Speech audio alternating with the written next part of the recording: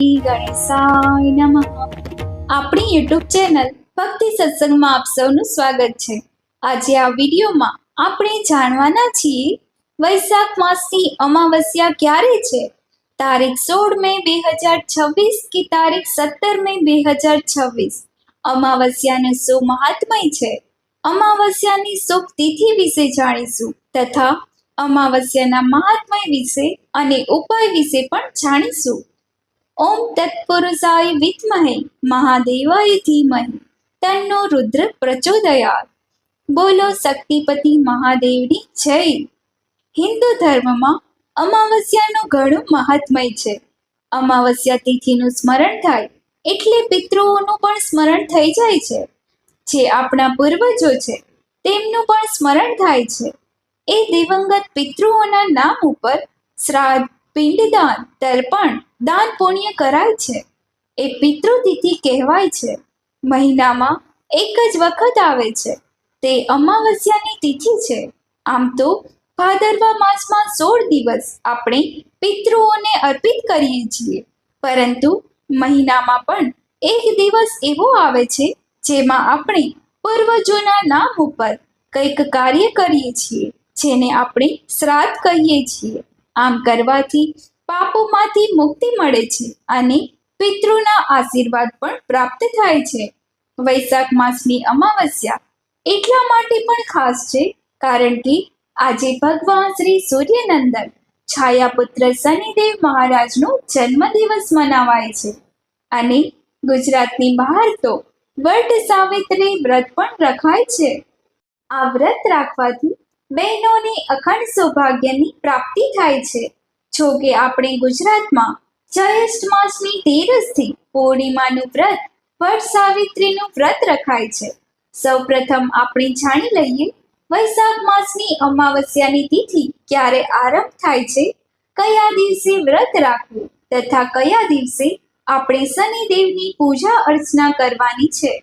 આપણા હિન્દુ પંચાંગ અનુસાર વૈશાખ માસની અમાવસ્યાની તિથિ પ્રારંભ થાય છે તારીખ 16 મે 2026 સવારે 5:11 જે આ તિથિ પૂર્ણ થાય છે તારીખ 16 મે 2026 મોડી રાત્રે 1:30 એટલે કે આમ જોઈએ તો તારીખ 17 મે 2026 વહેલી સવારે 1:30 અમાવસ્યાની તિથિ તે રાત્રિની તિથિ અનુસાર પણ ઘણા ભક્તો અમાવસ્યાની તિથિ મનાવે છે, પરંતુ રાત્રિએ જ્યારે અમાવસ્યા હોય, ઘોર અંધકાર હોય, ચંદ્રમાં દર્શન થતા ન હોય, એ જ તિથિને અમાવસ્યાની તિથિ કહેવાય છે. એ પ્રમાણે જોઈએ તો આમ અમાવસ્યાની તિથિ તારીખ 16 મે 2026 ને શનિવારે આવે છે, એટલા માટે શનિ અમાવસ્યાનું વ્રત રાખવાનું રહેશે. આ દિવસે જ શનિ મહારાજનો જન્મ ઉત્સવ મનાવાશે. કારણ કે અમાવસ્યા તે રાત્રિના ઉત્સવની તિથિ છે. રાત્રે અમાવસ્યા હોય ત્યારે રાત્રે અમાવસ્યાનું પૂજન થાય છે. જે ભક્તો સાત્વિક છે તેઓ સાત્વિક પૂજા કરે છે, જે ભક્તો તાંત્રિક છે તેઓ તાંત્રિક પૂજા કરે છે. માટે રાત્રિની પૂજા જ વિશેષ મનાય છે. એટલા માટે શનિવારે અમાવસ્યાની તિથિ ઉજવવાની રહેશે. અને જે ભક્તો સૂર્યોદય તિથિ પ્રમાણે અમાવસ્યાનું વ્રત રાખવા માંગે છે અથવા અમાવસ્યા ઉજવવા માંગે છે, તેઓ તારીખ 16 મે 2026 દિવસે જ વ્રત ઉપવાસ કરી અમાવસ્યાની પૂજા અર્ચના કરી શકે છે. આ અમાવસ્યાના દિવસે પવિત્ર નદીઓમાં સ્નાન કરીને પિતૃ માટે તર્પણ, શ્રાદ્ધ, પિંડદાન આદિ કરવાથી સર્વ પાપ નષ્ટ થાય છે. રોગ ઋણ કર્જમાંથી મુક્તિ પ્રાપ્ત થાય છે. જીવનમાં શાંતિ સ્થપાય છે. ઘરમાં પણ સુખાકારી રહે છે. પિતૃદોષનું નિવારણ થઈ શકે છે. પિતૃદોષ એટલે શું? જેમ કે આપણા માટે કંઈક ને કંઈક એવું કર્મ કરે છે જે ના કરવું જોઈએ, અથવા મોહ માયામાં આવીને કોઈ બીજાને સતાવીને અથવા બીજાનો હક આપણને આપ્યો હોય એવું બને ત્યારે આપણા વડીલ છે એ તો મૃત્યુ પામ્યા હોય છે, પરંતુ જે કર્મ છે તે પેઢીમાં ચાલ્યું આવે છે અને તેમના સંતાનો પેઢીને ભોગવવું પડે છે. જેને આપણે પિતૃદોષ કહીએ છીએ, એટલે કે આપણા પિતૃઓથી કોઈ ભૂલ થઈ ગઈ હોય, તે દોષ તેની પેઢીમાં ચાલ્યું આવે છે. તે દોષનું નિવારણ પણ આજે જ થાય છે. માન્યતા એવી પણ છે કે આજે માતા મહાલક્ષ્મીનો જન્મ ઉત્સવ મનાવાય છે. એટલા માટે લક્ષ્મીનારાયણ દેવનું પૂજન કરવાથી દુઃખ કષ્ટોમાંથી છુટકારો મળે છે. આજે શનિદેવનો જન્મોત્સવ મનાવાય છે. એટલા માટે શનિ મંદિરમાં જઈને શનિદેવની શિલાનું પૂજન થાય છે, નહીં કે મૂર્તિનું શિલાનું પૂજન ભાઈઓ જ કરી શકે છે. બહેનો પૂજારી દ્વારા કરાવી શકે છે. શનિદેવના મંત્ર જાપ, શનિદેવની કથા સાંભળવાનો પણ મહિમા છે. આજે શનિદેવનો મંત્ર છે: નીલાંજન સમાભાસમ રવિપુત્રમ યમાગ્રજમ છાયા માર્તણ સંભુતમ તમ નમામિ શનિશ્ચરમ. આ મંત્રનો જાપ 108 વખત કરી શકાય છે. શનિ સંબંધી દોષ પીડામાંથી મુક્તિ પ્રાપ્ત કરાવવા માટે શનિદેવની શિલાનું પૂજન થાય છે. સરસોના તેલને ચઢાવાય છે. આકડાના પુષ્પ અથવા આકડાના પત્રની માળા છે. લવિંગ, કાળા તલ, કાળા અડદ છે તે ચઢાવી શકાય છે. કાળા વસ્ત્ર છે તેનું દાન પણ કરી શકાય છે. જરૂરિયાતમંદને દાન કરવાથી શનિદેવ પ્રસન્ન થાય છે. જે સફાઈ કામદાર છે, મજૂર વર્ગ છે, તેને દાન પુણ્ય કરવાથી પણ શનિદેવની કૃપા ઉતરે છે. આ ઉપરાંત પીપળાનું વૃક્ષ કે જે શનિદેવનું જ પ્રતીક મનાય છે. સર્વદેવમય તો છે જ, પરંતુ પીપળાના વૃક્ષમાં પીપલાદ મુનિના વાસ મનાય છે, જેમને શનિદેવને વરદાન આપ્યું હતું કે જે કોઈ પીપળાના વૃક્ષની પૂજા કરશે તેને હું એટલે કે શનિદેવ પીડા આપશે. નહીં. એટલા માટે પીપળાના વૃક્ષની ખાસ પૂજા થાય છે. પીપળાના વૃક્ષ નીચે સરસવના તેલનો ચોમુખી દીપક પ્રગટાવાય છે, કારણ કે શનિદેવ જે રાત્રિના રાજા કહેવાય છે, એટલા માટે તેમનો વાસ ચારે દિશામાં મનાય છે. જ્યારે સૂર્ય અસ્ત થાય છે ત્યારે રાત્રિ આવે છે, અને રાત્રિના દેવતા શ્યામ વર્ણ કૃષ્ણ વર્ણ ભગવાન શનિદેવ મનાય છે. છાયા નંદન છે, એટલા માટે જેવો છાયો થાય છે ત્યારે શનિદેવ તેમની માતા સાથે આ ધરતી લોક ઉપર વાસ કરે છે. આ ઉપરાંત શનિદેવ કર્મફળ દાતા પણ છે. જેવા કર્મ કરશું તેવા ફળ મળશે. એટલા માટે શનિદેવની જે ભક્તો પૂજા કરે છે તેને સદબુદ્ધિની પ્રાપ્તિ થાય છે.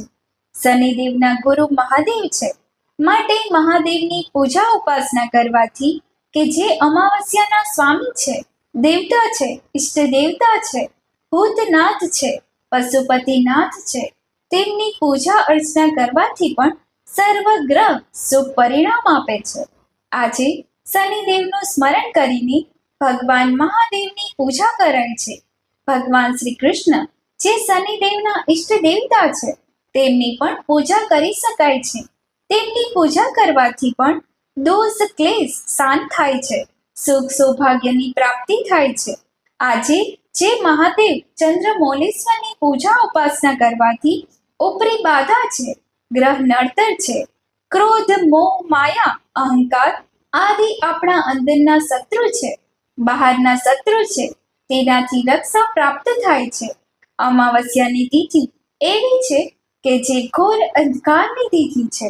જેમ પૂર્ણિમા તે પરમ પ્રકાશમય ચંદ્રમાની 16 કળાએ ખીલેલા ચંદ્રમાના દર્શન થાય છે, એ જ રીતે અમાવસ્યાના દિવસે ચંદ્ર દર્શન થતા નથી, માત્ર સૂર્યનારાયણ દેવના જ દર્શન થાય છે, અને સૂર્યને અર્ઘ્ય પણ અપાય છે. કારણ કે સૂર્યલોક તે પિતૃલોક પણ કહેવાય છે, સાક્ષાત પિતૃ છે. એટલા માટે સવારે વહેલા ઉઠીને સ્નાનાદિથી પરવારીને શુદ્ધ વસ્ત્ર ધારણ કરીને મનમાં હૃદયમાં પવિત્ર ભાવ રાખીને સૂર્યનારાયણને અર્ઘ્ય અપાય છે. તાંબાના લોટામાં પાણી ભરીને અથવા 2 હાથની અંજલિ ભરીને પણ સૂર્યદેવને નમસ્કાર કરીને અર્ઘ્ય અપાય છે. ઘણા ભક્તો કાળા તલ, પુષ્પ તે પણ સમર્પિત કરે છે. જેનો જેવો ભાવ એ પ્રમાણે પ્રભુની ભક્તિ થાય છે, જેથી પિતૃ દેવતાની કૃપા પ્રાપ્ત થાય. ભગવાન મહાદેવને ગંગાજળ, કાચું દૂધ, બિલ્વપત્ર, કાળા તલ, કાળા અડદ અને દહીં મિશ્રિત કરી તથા વિવિધ ઉપચારથી વિવિધ અનાજથી ભગવાન મહાદેવનો અભિષેક થાય છે. ધૂપ દીપ નૈવેદ્યથી પૂજન થાય છે. ભગવાન મહાદેવની આરતી ઉતારાય છે. શનિદેવની પણ શિલા હોય છે અને મહાદેવનું પણ શિવલિંગ હોય છે. તે બંનેની પૂજા આજે શુભ મનાય છે. આજના દિવસે શનિ સંબંધી વસ્તુ છે દાન પણ દેવાય છે. કાળા તલ, અડદ, સરસોનું તેલ અથવા સરસોના લોટમાં તળેલા વડા છે, પૂરી, હલવો તે પણ દાન આપી શકાય છે. જરૂરિયાતમંદને લોઢાની વસ્તુનું દાન અપાય છે અને શનિદેવના મંદિરમાં જઈને અથવા પીપળા નીચે બેસીને અથવા ઘરે પણ આસન પાથરીને ઓમ સમ શનિશ્ચરાય નમઃ સંધ્યા સમયે આ મંત્રનો જાપ કરવો ઉત્તમ મનાય છે. કહેવાય છે કે જ્યાં સુધી સૂર્યનારાયણ દેવની હાજરી હોય ત્યારે શનિદેવનું સ્મરણ થતું નથી, પરંતુ જેવા સૂર્યનારાયણ દેવ અસ્તાચળ તરફ જાય છે ત્યારે શનિદેવ ઉદય પામે છે. એટલા માટે શનિદેવની રાત્રિ પૂજા શુભ મનાય છે. આજે રાત્રે 12 વાગ્યે પણ શનિદેવની પૂજા ઉપાસના થઈ શકે છે.